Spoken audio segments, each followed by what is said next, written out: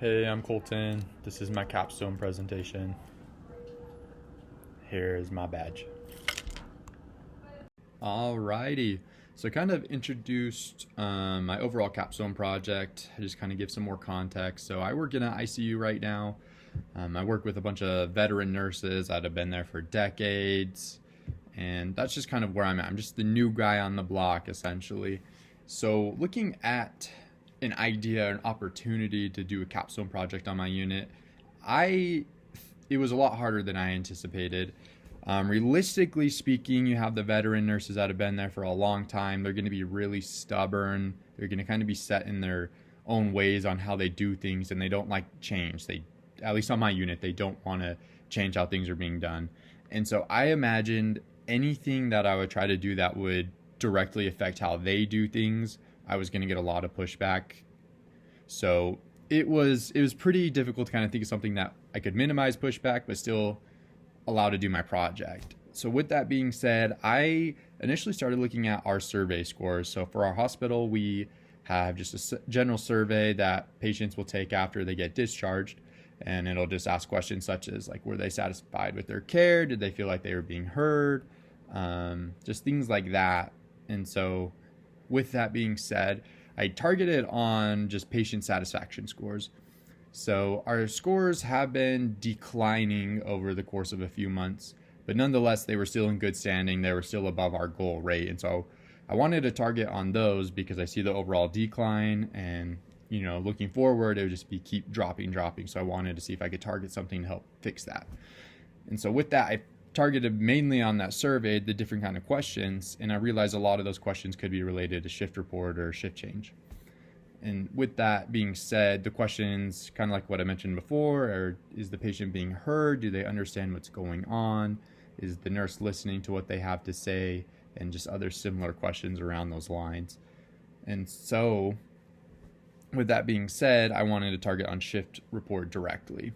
With our unit, we are very lax on how we give shift report. Typically, I think the gold standard is you go in the patient's room, you talk about everything, trace lines, everything like that, and then you're all done. You pop back in later. Whereas my unit, we just kind of do the whole deal where you just sit at the computer outside the patient's room, you just talk about everything really quick, and then you go in the patient's room, take a quick look, say hey, then that's it. So with that being said, I'm sure there's a lot of opportunity there, that there are things that we're missing. And so I wanted to focus in on that and just hone in on seeing what can I do to kind of fix that. And so I chose this idea initially because I could see shift report being a big thing that does affect our patient satisfaction scores. You get involved with the patient, you're going over care, so it makes the patient feel like you know what's going on. It makes them feel more comfortable what you're doing, and also allows them to be more in tune with your care, because oftentimes you can hear a patient, they'll be talking to their family member, and the family member will be like, oh, why are they doing this? And the patient will be like, oh, I don't know, they're just doing it. And so with that being said, it's like the patient should be very involved with their care, knowing everything what's going on. And so I think bedside report is the opportunity to be doing that. I'm sure there'll still be little things within the gaps that happen throughout the day, but bedside report should be giving you like the outline for the day, if not just the whole hospitalization itself and just anticipated outcomes. So with that being said, I needed a mentor that would allow me to kind of get through these stubborn veteran nurses to help me just make my message being heard, essentially. And so I chose my mentor. His name's Riley. And so Riley's been an ICU nurse for a little bit less than a decade. He's bounced around from different hospitals. So he's kind of got like a wide variety and just range of how other hospitals worked and what works and what doesn't work. And so I know the nurses look up to him. He's a house supervisor. And so I know I could kind of get some leverage on my side with him.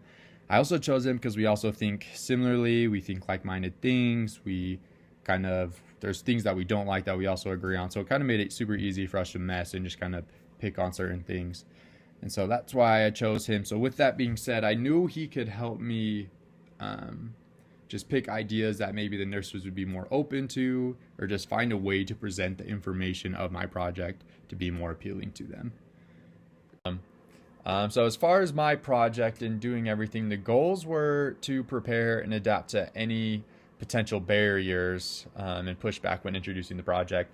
So, ideally, I'm a new guy. You got people that have been doing traditions, they're getting a little bit more stubborn. And so I knew I was going to get a lot of, pushback like, why are we listening to the new guy? Why are we doing this? Everything's just fine. So I was just, expecting that into my project. And then also one of my goals was just to see any sort of improvement in just the patient satisfaction scores over the course of the couple months that I did the project. It could be 1% and I would have been satisfied. And then I also wanted to be able to see that there was a positive trend to see the longevity of the project. The surveys that are given are going to be, if the patient fills it out. So not everything's going to be filled out. So you might get, one patient a month that will fill it out, even though you see dozens of patients. So it's just going to be kind of something that will take course over a long period of time, and you'll be able to see those scores. And while I work there, I can still, manage to see the scores and kind of see what sort of outcome I provide. So to kind of analyze the project as a whole, there was some issues I encountered, kind of as I briefly touched on before. The veteran nurses, they weren't very too open to, this new way of doing things. They're like, what we do is fine right now. What do we need to change? And so I kind of had to talk with Riley about this because he's kind of like a bigger dog, I would suppose, of the hospital as well. But he just kind of told me he would work with them. I just kind of had meetings. I just had to get on a level with some of the nurses, just like even like, hey, like I'm just doing this just for a couple months. Like if you do this for me, it'd really help out. And so I was able to kind of do that. I think there was maybe one nurse that was just so reluctant to try doing this for me and the project in of itself. So the results are probably a tiny bit skewed, but nonetheless, it's going to be over a long period of time where you'll see the true and accurate results. So I just kind of had to keep, pushing, doing my project, making sure we are doing bedside report in the rooms rather than just outside like we have been. And so kind of as a schedule, really it was kind of easy as far as what I needed to plan doing. I just needed to kind of get my project out there. I kind of presented to everybody. And then my game plan was check every week, like every Wednesday. And then I'll kind of see if any results have changed from the surveys that had been given. And then just kind of continuously throughout the project, I just needed to make sure everyone was just kind of adhering to doing the report. So it's kind of like a cop, if you will, to check in with everybody. And then at the end of the project, I was able to get good results. So I deemed everything as a success. So as my slide, my patient satisfaction scores when I initially started the project, they were at 66% overall satisfied with the care that they had received. And then the scores increased to 75% by the end of the project.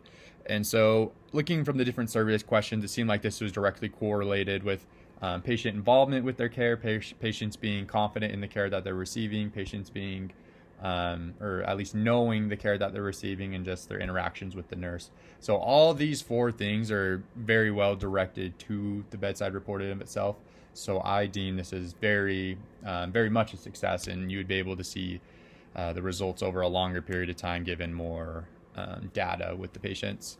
And so I think the benefits to the unit of this bedside report, I think it helps both the patients and the nurses. I think it allows the nurses to kind of be more on a level with the previous shift nurse and being able to get eyes on and seeing everything they've seen, as well as being able to answer questions if it so comes up, as well as being involved with the patient, making sure they're understanding what's going on.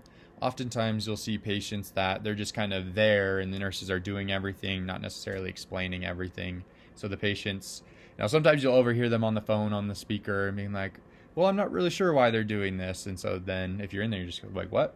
Why did no one explain that to you? So it's nice to have that ability to explain everything to the patient and just kind of what the game plan is for the rest of the day, or even just their hospitalization itself. And so then also I was able to notice on my leadership skills that I did have the ability, to overcome those challenges.